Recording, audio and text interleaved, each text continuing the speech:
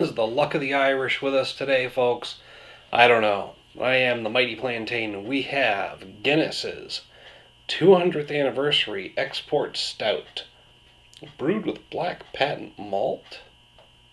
200 years in America, so it's not necessarily the brewery's 200th anniversary, but let's see what it says here.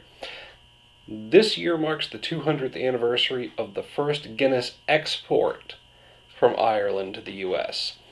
To commemorate this momentous occasion, we brewed this beer inspired by entries from our 1817 brewing logs.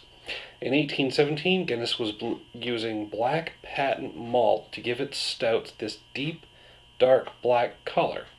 This new brew is complex and smooth with a balance of roasted and sweet chocolate. So it's a little bit of a throwback, apparently, to an earlier recipe that they used, but not completely changing up and going with that older recipe. So this could be interesting. I'm a big fan of Guinness, and I like their stouts, their exports. The Extra Export Stout is probably one of their heavier and darker ones that you can't get everywhere. That's interesting. It's not as dark, I don't think, as a regular Guinness. Not even the, I think even the exported Guinness, the regular American brewed, or the one that's brewed right here in the States, I think is actually even blacker than that. That's a bit brown, honestly. I'll have to look. I'll have to grab an actual a regular Guinness and see. But I think the regular Guinness is actually darker than that. I mean, I know the extra stout is definitely darker than this. It's black as midnight, and the head is actually more gray with finer bubbles. Huh. Interesting.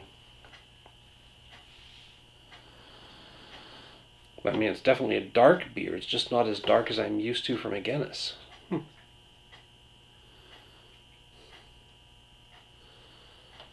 It looks more like one of the porters that they put out recently as part of their, I think it was the Brewmasters set.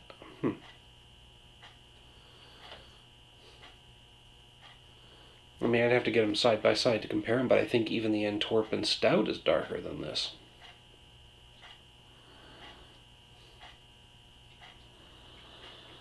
What a fairly neutral aroma. I mean, maybe some roastiness from the malt. Some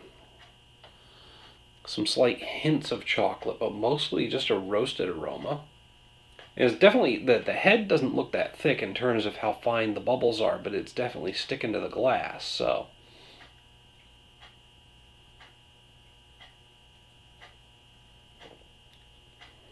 It's got a nice medium heavy mouthfeel. Up front, it's got a lot of body. Those nice roasty malt character. And then it does fade to some different hints of chocolate, some sweet, some dark. There's a bit of coffee bitterness in the finish too.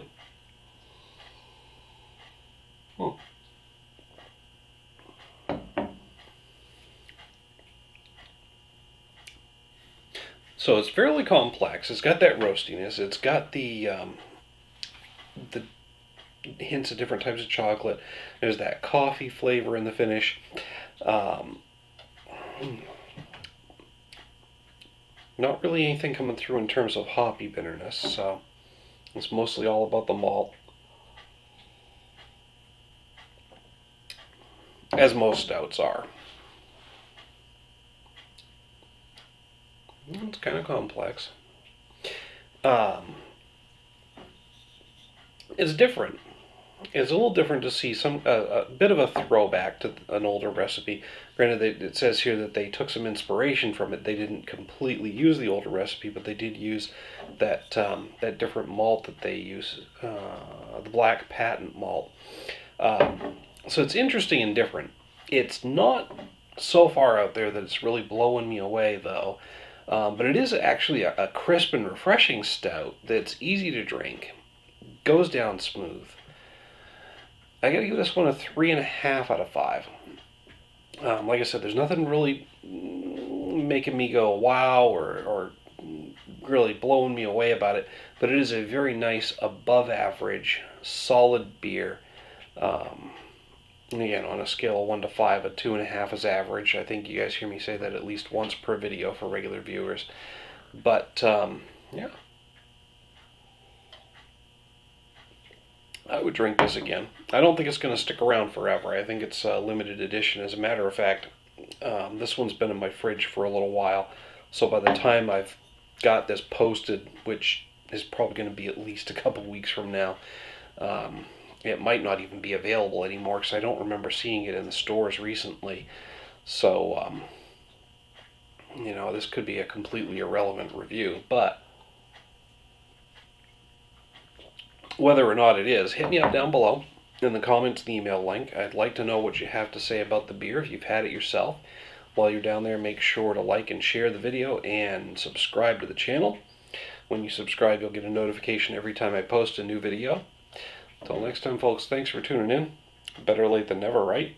And cheers.